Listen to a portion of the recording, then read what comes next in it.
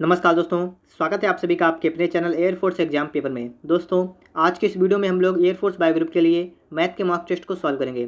दोस्तों, ये मैथ का मॉक टेस्ट नंबर 3 है। अगर आपने इससे पहले के मॉक टेस्ट नहीं सॉल्व किए हैं तो आप लोग उन्हें भी सॉल्व करिएगा। दोस्तों, यहाँ पर आपके लिए जितने भी क्वेश्चन रखे गए हैं वो सभी आपके एग्जाम के लिए बहुत इंपॉर्टेंट है, इसलिए आप लोग इस वीडियो में लास्ट तक बने रहिएगा। और दोस्तों, अगर आप इस चैनल पर पहली बार आए हैं तो चैनल को सब्सक्राइब कर लें और बेल आइकन को भी प्रेस कर लीजिएगा।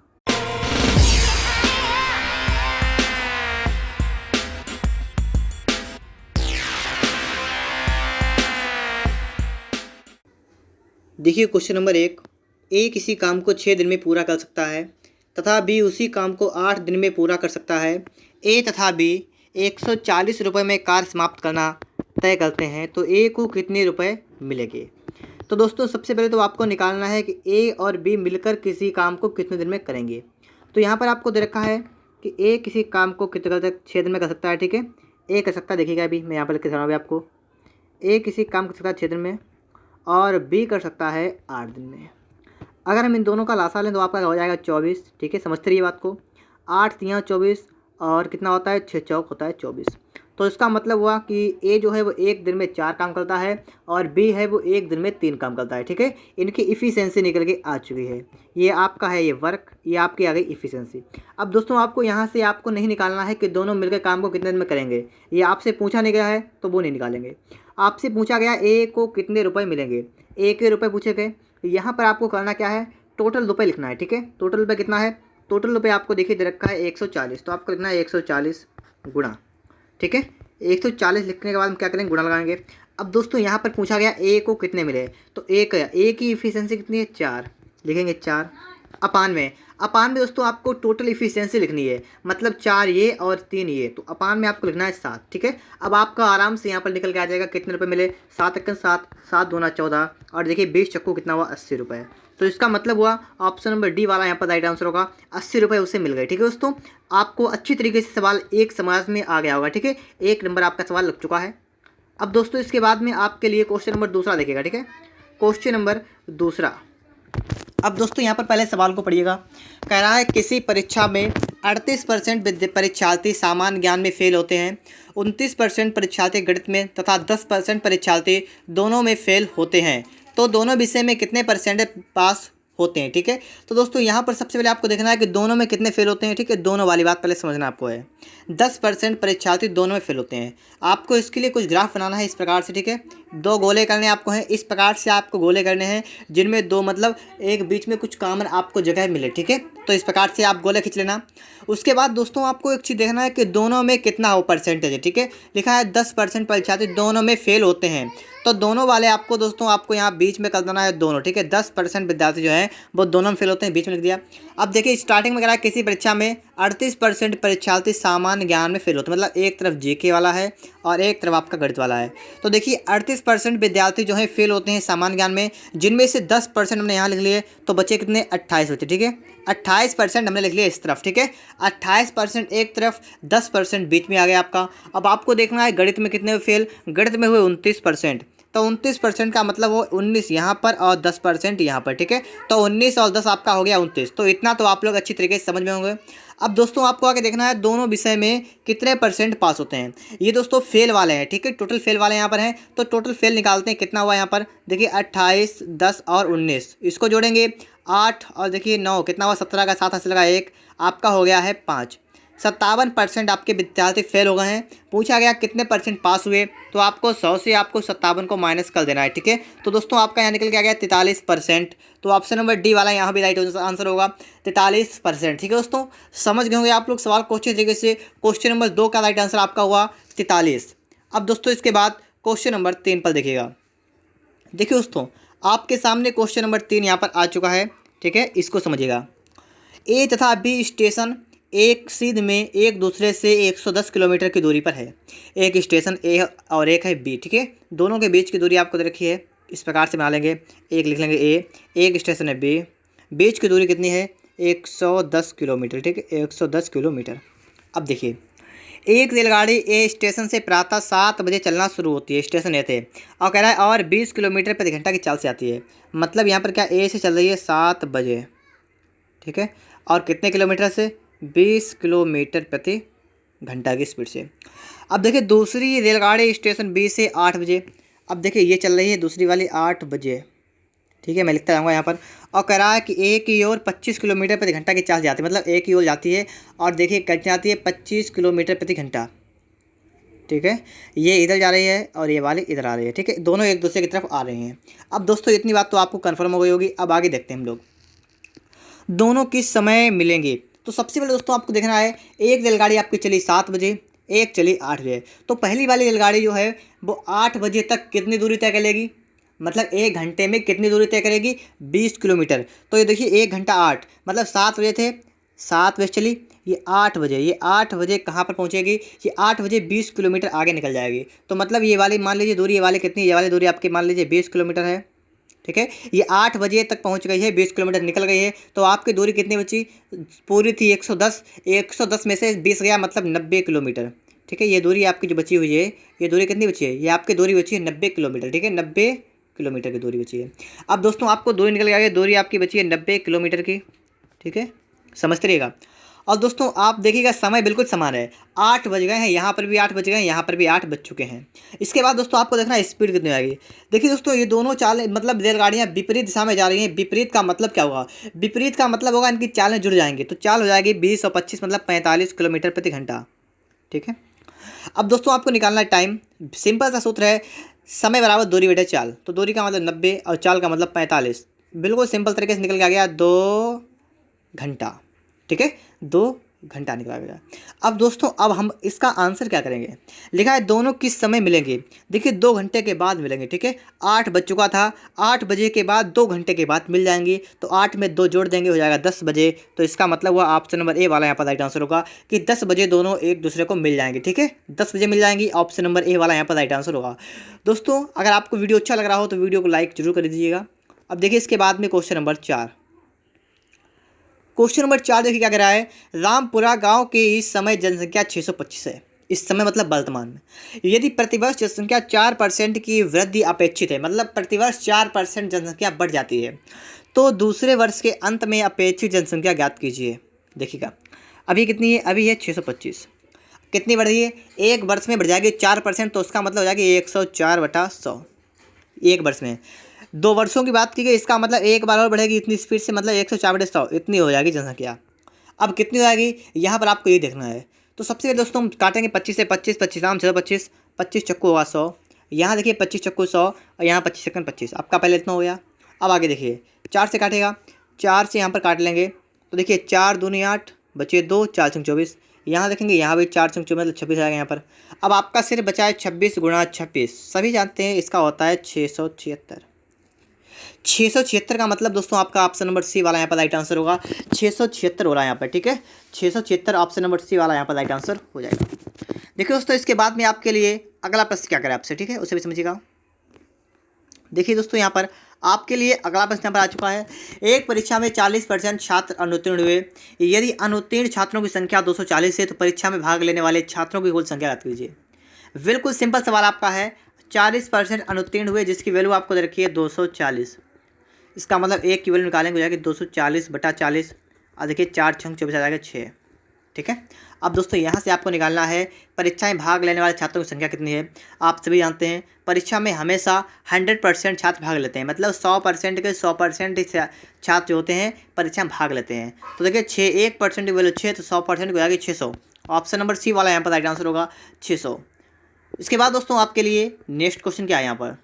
अब देखिए अगला प्रश्न बिल्कुल आसान तरीके से इसे भी लगाएंगे हम लोग। एक व्यापारी को 360 रुपये में एक घड़ी बेचने पर 10% की हानि होती है।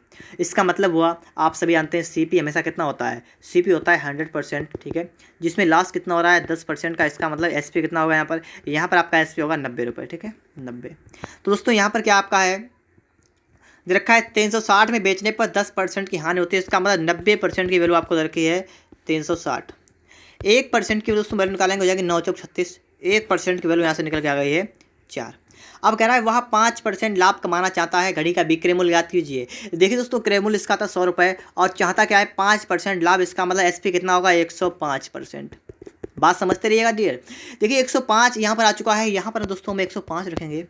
अब दोस्तों जो हमने 105 रखा यहाँ पर, तो हम क्या करेंगे 4 में गुणा करेंगे 105 से। आप समझदार हैं, समझ गए होंगे यहाँ पर। अब देखिएगा 5 चुक्को 20, 4 एकन 4, मतलब आपका आ गया है 420 रुपये। बिल्कुल सिंपल सवाल था आपका, यहाँ पर मैंने आपको बहुत अच्छी तरीके से समझाने की कोशिश की है। उम्मीद करता हूँ आप लोग सवाल को समझ गए होंगे। यहाँ पर इसका राइट आंसर होगा 420 रुपये।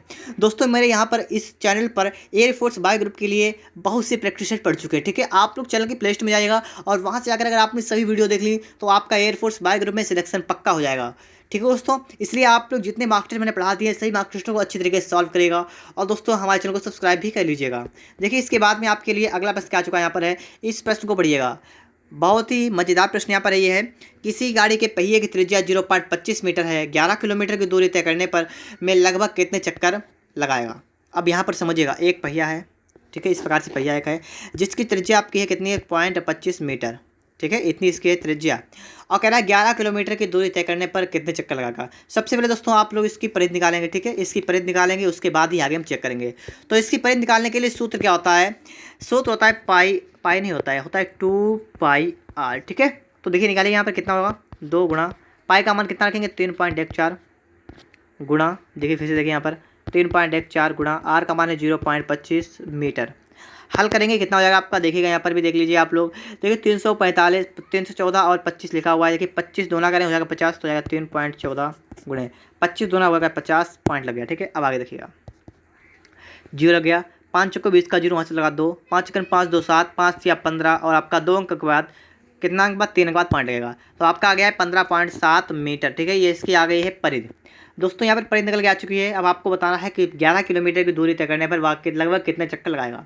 11 किलोमीटर की दूरी तय करने मतलब 15.7 मीटर की दूरी तय करने पर एक चक्कर लगाता है, तो 11 किलोमीटर की दूरी तय करने पर कितने चक्कर लगाएगा। तो दोस्तों यहाँ पर सबसे पहले आपको 11 किलोमीटर को चेंज करना है मीटर में, तो जाएगा 11,000 मीटर। इसमें दोस्तों आपको भाग कर देना है 15.7 से, ठीक है। तो यहाँ जीरो बढ़ाएंगे, यहाँ पर जीरो बढ़ जाएगा आपका। अब दोस्तों आपको इसे सॉल्व करना है, ठीक है। अब दोस्तों इसको सॉल्व करिएगा, आपका आंसर बिल्कुल अच्छी तरीके से निकल के आ जाएगा।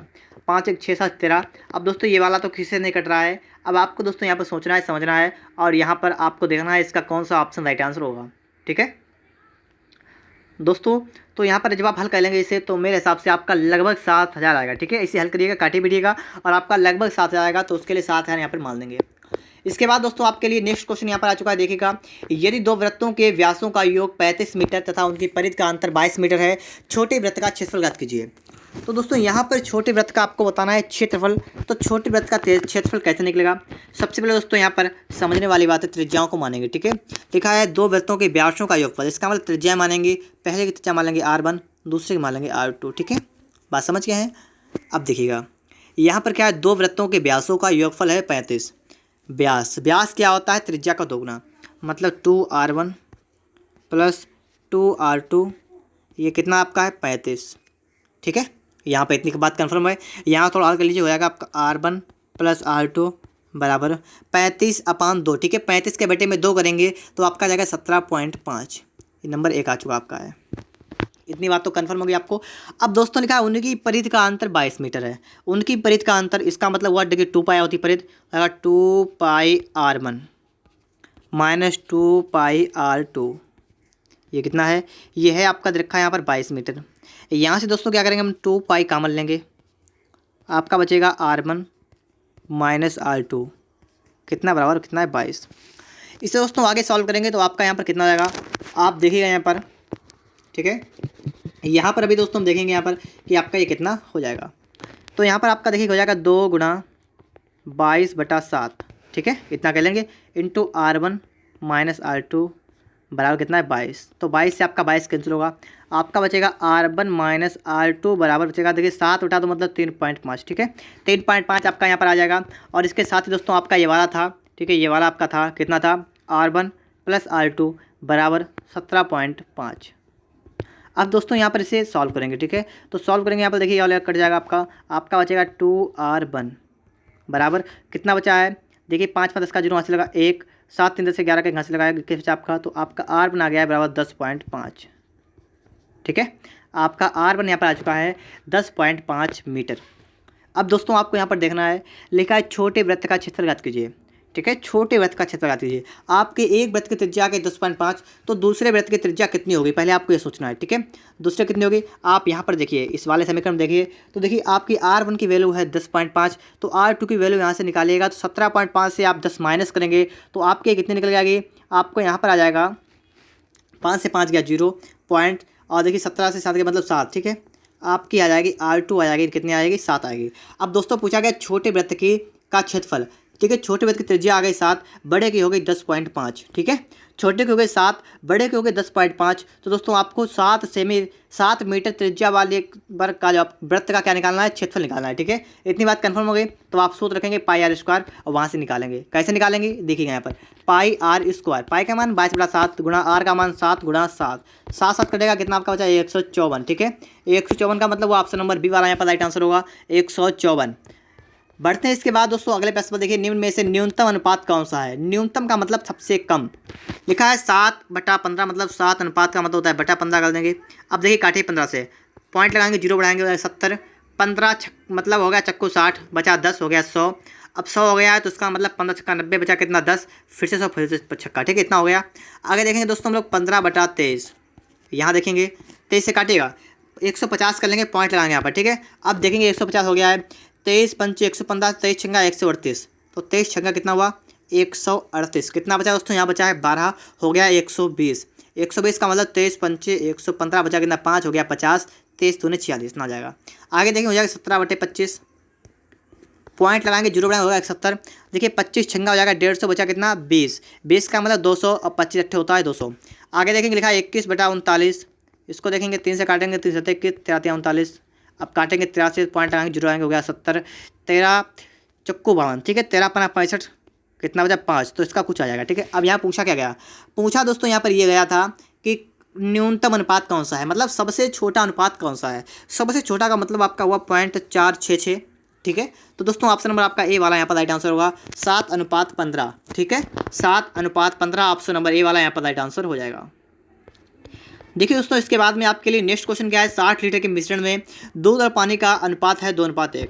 देखिए दोस्तों यहाँ पर आपका दूध, ठीक है, और पानी, इसका अनुपात आपको देखा है 2:1। निकाल लेते हैं हम लोग। देखिए 60 लीटर जो है टोटल है, जिसमें से 2 लीटर है 2, तो इसका 2/3 कर देंगे, 3 दूनी 6, मतलब क्या आ गया 40 लीटर। ठीक है, यहाँ पर आपका निकल गया 40 लीटर दूध है और 20 लीटर क्या है पानी। ठीक है, ये बात तो आप समझ गए होंगे यहाँ पर। अब आप आगे समझिएगा, यहाँ पर कह रहा है उनमें से कितना पानी और मिलाया जाए ताकि यह अनुपात 1:2 हो जाए। यह अनुपात 1:2 हो जाए 2, मिलाना क्या है, इसमें पानी मिलाना है। पानी मिलाएंगे तो आपका दूध तो भरेगा। ठीक है, बात समझिए, पानी मिलाना है इसका मतलब दूध रहेगा आपका सेम। देखिए पहले दूध था 2, अब की बार हो गया 1, तो 1 नहीं होगा, दूध तो 2 ही होगा, तो यहाँ पर 2 से गुणा कर देंगे। ठीक है, और 2 से दोस्तों यहाँ पर गुणा करेंगे तो आपको 2 से गुणा यहाँ पर भी करना पड़ेगा। अब बात समझ गए होंगे आप लोग, दूध तो सेम रहा, अब पानी बढ़ गया, कितना बढ़ गया देखिएगा, 1 से हो गया 4, इसका मतलब कितना बढ़ गया 3 बढ़ गया है। कितना बढ़ा है, पानी बढ़ा है 3। अब आपको बताना है 3 की वैल्यू कितनी हो जाएगी, 3 की वैल्यू कितनी आएगी। दोस्तों यहाँ पर जो आपको देखा है 60 लीटर, ये 60 लीटर कितने की वैल्यू है, 2 और 1 मिला के हो रहा था 60। इसका मतलब था 1 की वैल्यू आ रही थी 20, 2 की आ रही 40, तो 3 कितनी होगी, 1 की हो गई 20, तो 3 की हो जाएगी 20, तियाँ कर देंगे हो जाएगी 60। तो इसका मतलब है दोस्तों 60 लीटर पानी यहाँ पर और मिलाना पड़ेगा, तब इसका अनुपात 1:2 हो जाएगा। उम्मीद करता हूँ दोस्तों आपको ये 10 सवाल हो चुके हैं, कंप्लीट हो चुके हैं। अगर आपको ये सवाल पसंद आए होंगे, अगर दोस्तों आपको ये सवाल पसंद आए हैं अच्छी तरीके से, तो वीडियो को लाइक कर दीजिएगा। और दोस्तों अगर आप इस चैनल में पहली बार आए हैं तो चैनल को सब्सक्राइब करना और बेल आइकन को प्रेस करना ना भूलें।